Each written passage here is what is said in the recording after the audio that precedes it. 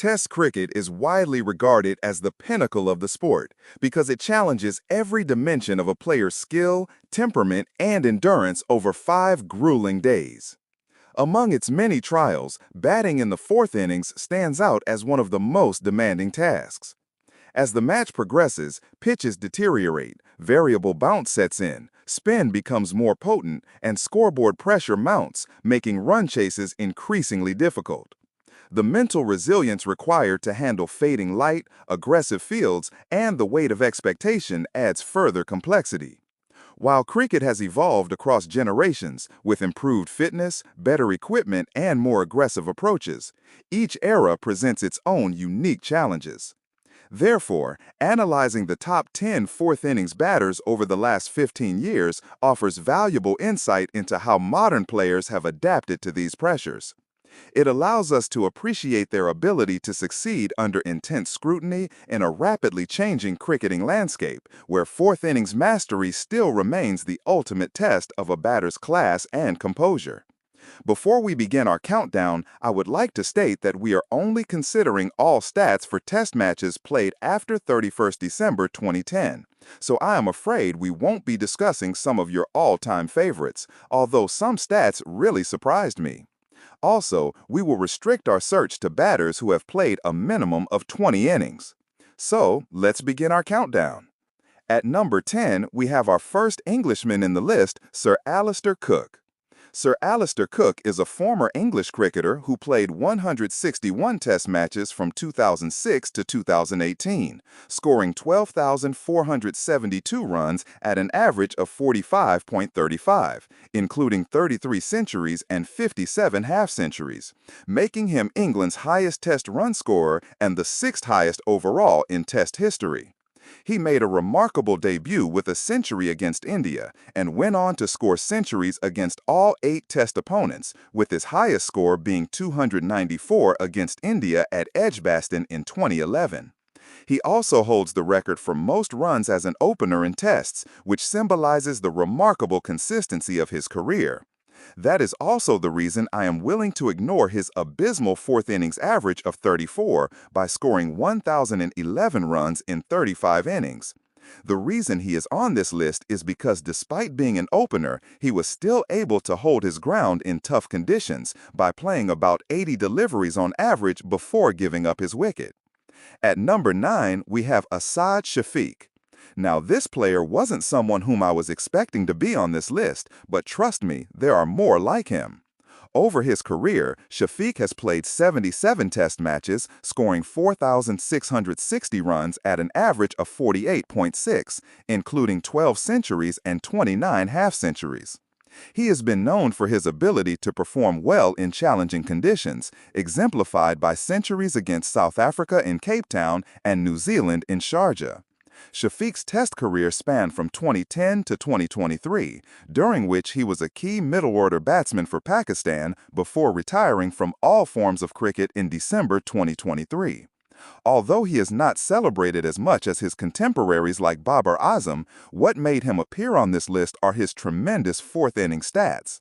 In just 21 innings, he has scored 746 runs at an average of 41.4. Moving on, at number 8, we have Dean Elgar.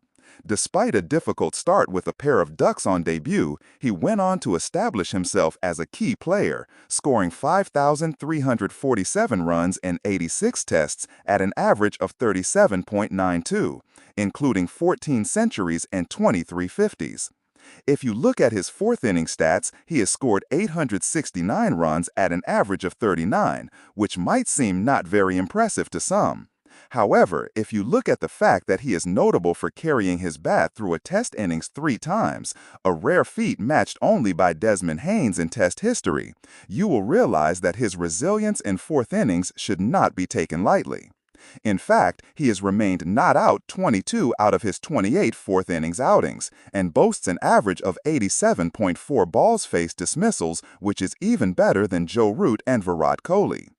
At number 7, we have our first Sri Lankan batsman in the list, Angelo Matthews.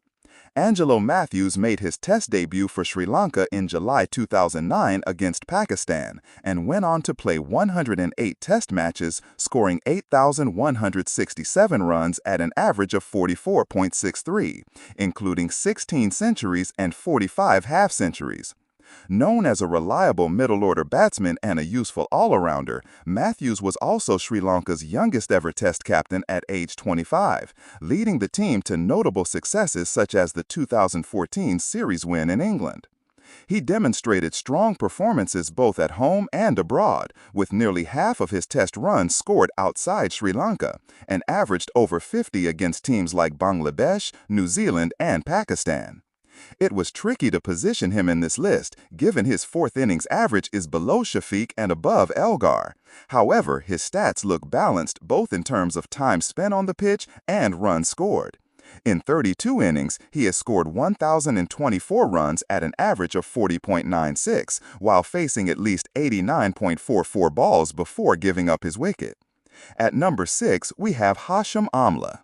Now, I know this might seem unfair given the reputation Hashim Amla carried. To me, he was always one of those guys whom you had to get out before even thinking about winning a Test. He played 124 Test matches, scoring 9,282 runs at an average of 46.41, including 28 centuries and 41 50s. He made his Test debut in 2004 against India at Eden Gardens and scored his first Test century 2 years later against New Zealand at Cape Town. Amla holds the record for the highest individual Test score by a South African, with an unbeaten 311 against England at the Oval in 2012.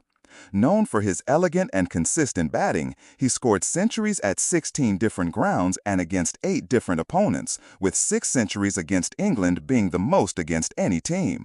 But if you look at his fourth inning stats after 2010, he has scored 798 runs in 25 innings at an average of 38, which looks underwhelming. That is because runs and average don't capture the complete character of Hashim Amla. He averages a whopping 90 balls faced before giving up his wicket, which makes him the guy you call to save a Test match. Moving on to number 5, we have our only Australian on the list, and no, he is not one of the Fab Four. It is David Warner. He made his Test debut for Australia in 2011 and played 112 Test matches, scoring 8,786 runs at an average of 44.6, including 26 centuries and 37 50s. He is known for his aggressive left-handed batting style and scored his highest Test score of 335 not out against Pakistan in Adelaide, which is the second highest individual Test score by an Australian. Warner was the second opener in Test cricket history to score 3 consecutive hundreds twice and became the 4th fastest Australian to reach 4,000 Test runs. His aggression is something he even carries forward to fourth innings. Since 2011, he has scored 1,208 runs in fourth innings, which is second only to Joe Root, at an average of 43.15 despite being an opener. What is even more astonishing is the fact that he got those fourth innings runs at a strike rate of 74, while nobody on this list has it above 56. However, his average time spent on pitch seems to be the shortest on this list, with him playing only 58.25 deliveries before getting dismissed. But does it matter if he scores runs and delivers the impact expected from him anyway? So if you are chasing 300 plus in the final innings and need someone at the top who can change the game in the first few sessions, Mr. Warner is your man. At number 4, we have our first entry from Fab Four. It's Virat Kohli. Virat Kohli played 123 Test matches for India, scoring 9,230 runs at an average of 46.85, including 30 centuries and 31 half-centuries. He is renowned for his consistency and ability to score big, including 7 double centuries, and holds the record for the most Test centuries by an Indian captain. For a brief period, Kohli became the #1 ranked Test batsman and led India to historic series wins, including becoming the first Asian captain to win a Test series in Australia. So his entry in this list is not surprising, but what is disappointing is his appearance this early in the list. In fourth innings Kohli, he scored 1,102 runs at an average of 43.83 in 32 innings. He averages 74 balls before getting out, which reflects what King Kohli is all about. A unique blend of aggression and responsibility with remarkable consistency.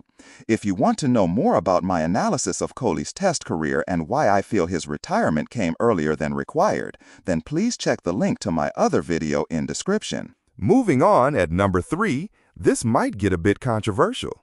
Kusal Mendis made his Test debut for Sri Lanka in October 2015 against the West Indies and has since played 71 Test matches, scoring 4,668 runs at an average of 36.75, including 10 centuries and 21 50s.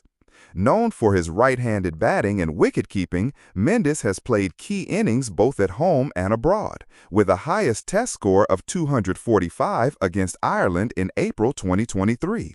While his career stats may look unremarkable compared to some of the other players on the list, his fourth-inning stats are surprising. In 22 innings, he has scored 992 runs at an average of 52.21 while putting a very high price on his wicket by playing about 92.05 deliveries before giving up his wicket.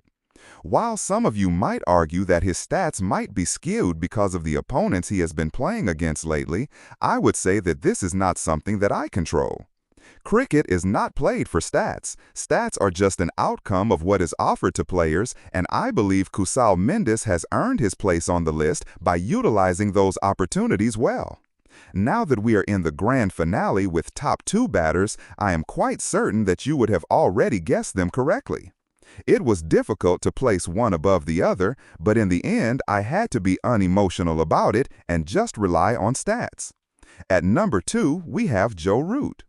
Joe Root is a former English cricketer who played 161 Test matches from 2012 to 2025, scoring 12,472 runs at an average of 45.37, including 36 centuries and 45 50s, making him England's highest Test run scorer and the 5th highest overall in Test history.